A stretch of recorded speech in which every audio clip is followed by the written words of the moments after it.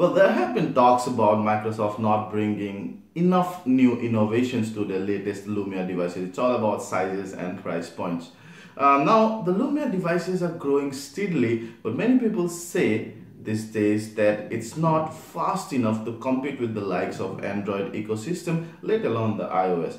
So we have with us the latest Lumia, the 640 that was released day before yesterday in India, and we'll see through this review whether this device actually brings in some new innovation, something new to cheer for the Lumia users, or it's just the old one in a new bottle. Check out. Staying up.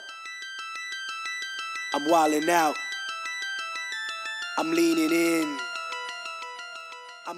Once you open the box, you will see the phone on top, of course, and then when you go further inside, you would see the battery, the 750 milliampere wall adapter, and then the earphones without any volume control and with a silver plated audio jack. There are no earphones still. Well, so that is the Lumia 640. It looks beautiful, but it's all glossy, the front as well as in the back, and both sides attracts hell lot of fingerprints and creases. So you might want to carry your handkerchief on a clean cloth with you all the time if you want to keep your phone clean enough. So it has a 5-inch screen. Now I remember Microsoft has also released a big brother of this along with the 640 called the 640 XL, which has a much bigger screen. It has a 5.7-inch screen, whereas this guy has a 5-inch screen, but both have the same HD resolution, 720p. They both are protected by Gorilla Glass 3, which is a good thing.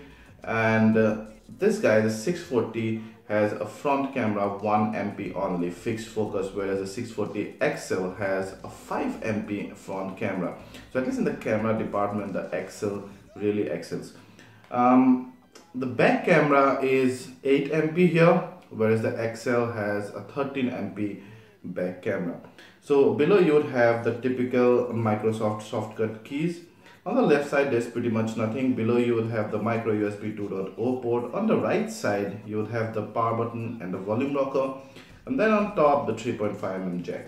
Behind I showed you the 8 MP autofocus camera that can record full HD, of course, and it's accompanied by an LED flash. You have your beautiful Microsoft logo and then the very tiny speaker grill up there.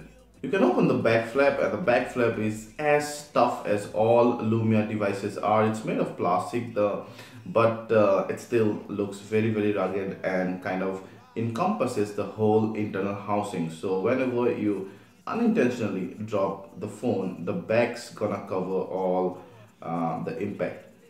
So inside you will have the 2500 mAh battery. Now the XL has the 3000 mAh battery. That's another difference between the two.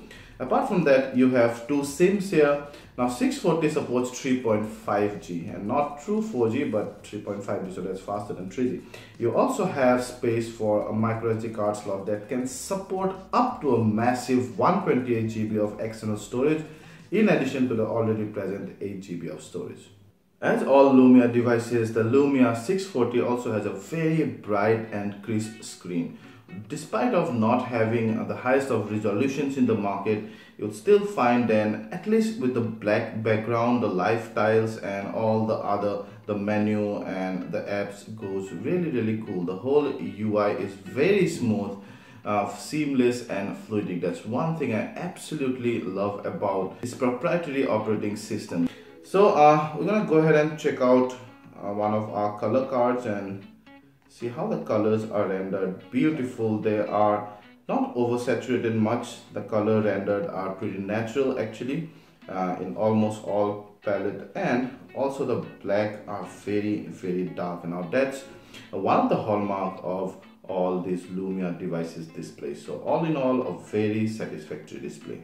Now you must have seen Windows 8.1 a lot of times. I'm not gonna go too deep into it. You would see the same unlock screen, and you can just drag it up to expose all the lifestyles. Now you can change the size of the lifestyle, and you can move them around and just swipe from the right to left to bring out the menu and all the apps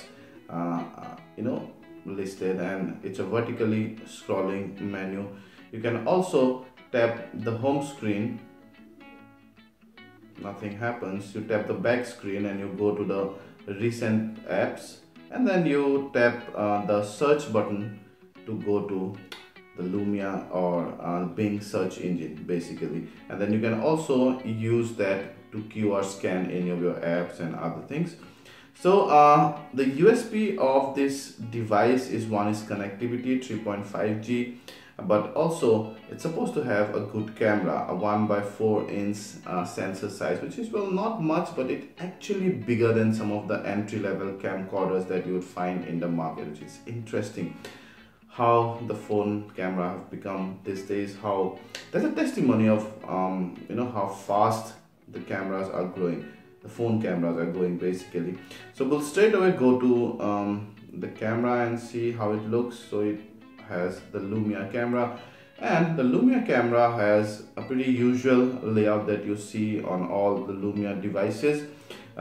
It's not exactly lag free, but it locks the focuses perfectly. You also have additional options by expanding the menu on the top, and then you get to even choose the ISOs and even shutter speeds manually. That's one of the cool things that you probably would not find in many other devices. You have the still and the video button as well, and then you can go to settings to use one of the lenses. You can also download many lenses. Now we have checked out the photo and video quality. They are quite decent for an 8MP camera under enough light. The saturation and hue are, well, towards the natural side. I see the hue kind of slightly on the lower side. Also, although the details are there with the photos, they kind of appear slightly soft. That's because of the very tiny size of the sensor.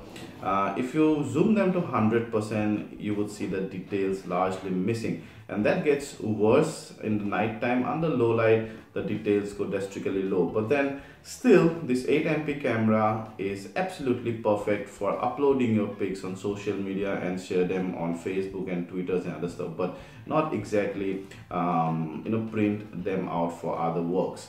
So we're gonna check out the sound output via speaker. Now it should be good. Staying up. I'm wilding out. I'm leaning in. I'm leaning in. Pushing off my sneakers to the ground. I do not jump. I move the earth down. Bear witness to. So whenever I kept this on a flat surface, the sound's obstructed just a bit. Not so much, but it does get obstructed.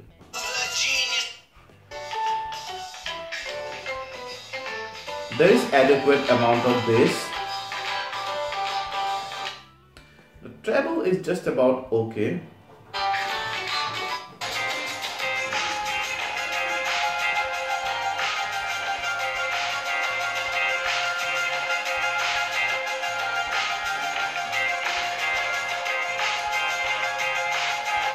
I like the surround sound output. The loudness is just about enough. So good sound output. We're gonna see a video now.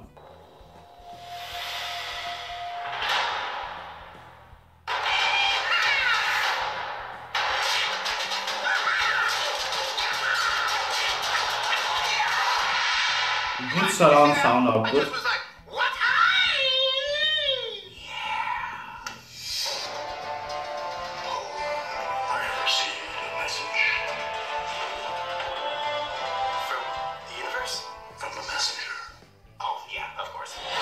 And also, I see that the viewing angles is just about decent. So overall, we like the speaker quality here. We did some benchmark testing. We did Antutu testing and Basemark OS 2 and Basemark X testing on the Lumia 640. In Antutu it scores 11,916, which is, well, below average, and it would be towards the top 20, I guess. And then Basemark OS 2, 461, the top are like 2,000. So again, below average there. 4814 in Basemark X, where maximum you get to about 41,000, near to about 40,000 if we consider the highest phone score. So that's again very, very low. So benchmark scores are below average really. We also threw in some games like Asphalt 8 Airborne and Dungeon Hunter 5, and the 640 could play them fairly well. So then would you get the Lumia 640 or the 640 XL basically? So if you see between the 640 and the 640 XL, the 640 cost just under 12,000, the 640 XL cost just under 16,000, 15,799, and this one 11,999. So there is a fair difference, but not so difference that you could not afford the XL if you wanted to buy the 640. The XL has some really good upgrades over the 640. It has a 3000 mAh battery, so definitely gonna give you more battery life, although it has a much bigger screen, so it will also eat up the screen, at least would eat up more battery than the 640, but that has a very good camera setup both front and back, the 640 XL. But apart from those, it's fairly similar technical specs on the both devices. Now with other ecosystems, at this price point 12,000, you get some very commendable Android devices. Now first thing first, we've seen that also Microsoft's kind of refined the 640. Now it brings in 3.5G, and you have some of those certain Microsoft 10 upgrades and smooth interface and all those stuff. 1 TB of OneDrive is also what they promise. And also the promise is the 1 year Office 365 subscription, which cost about 1,300, I guess. So that's another freebie that you might enjoy. But having said all that, we actually found out that it did not bring anything new, any new innovation in particular that's not already on the Android or on the iOS ecosystem. But what it brings in compared to the other competitive products like the Moto G 2nd generation, for example, you have the Zenfone 5, you have again some of the other things. The Honor 4X is getting pretty good response these days. That also priced almost similar, actually slightly cheaper than this. What you get with here is number one, certain Windows 10 upgrade. You're never certain with the Android devices. It's a proprietary OS, so you absolutely don't have any lag. How much ever multitasking you do, the user interface is absolutely smooth, butter smooth, fluidic and seamless. So these are two certain things that you would get with the Lumia 640. And if you've been a Microsoft fan and if you work a lot on the PC and you think your phone should have the exact same software so there is no compatibility issue, the Lumia 640 makes a pretty good case. If you like this video, please hit the like button, ask anything related to the 640 or the 640 XL. We're going to get the XL shortly and we'll review that as well. And ask those in the comment section and we'll try to answer them all. And please share this video to share the love and subscribe to our channel. Thank you. Ciao.